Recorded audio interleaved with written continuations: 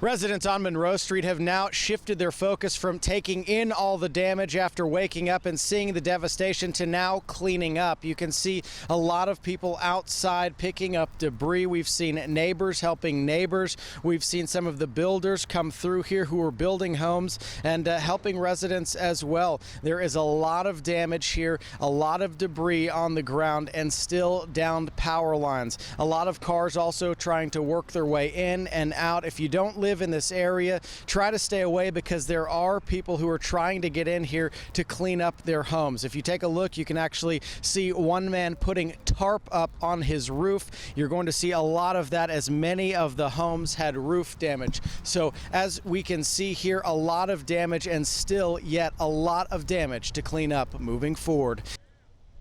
The mood is very somber here in the East Nashville community as people get a first glimpse at really the devastation that this storm left behind.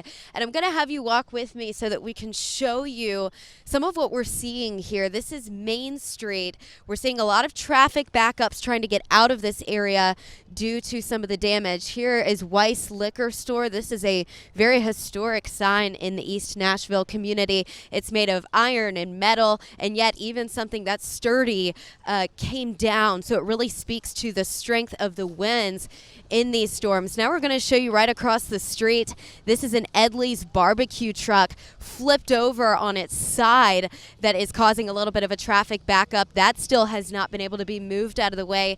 This new Fieldhouse Jones Hotel also seeing some damage there. We spoke with the owner a little bit earlier this morning who was just trying to protect their business overnight from looters. There were lots of people, police told us, who were actually going through and targeting some of these businesses.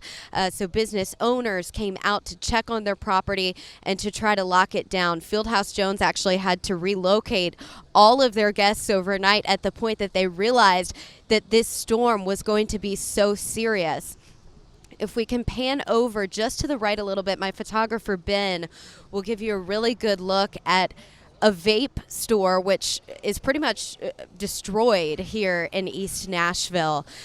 People are walking around over there. They're taking pictures. They're taking videos. They're trying to show family and friends, number one, that they're okay, and number two, just how serious and devastating this damage is. We've also got power crews working just a little bit further down Main Street to get the lights back on. Their purpose is sort of twofold. They're working to clear power lines that have been downed because, of course, those are very dangerous for drivers and for pedestrians.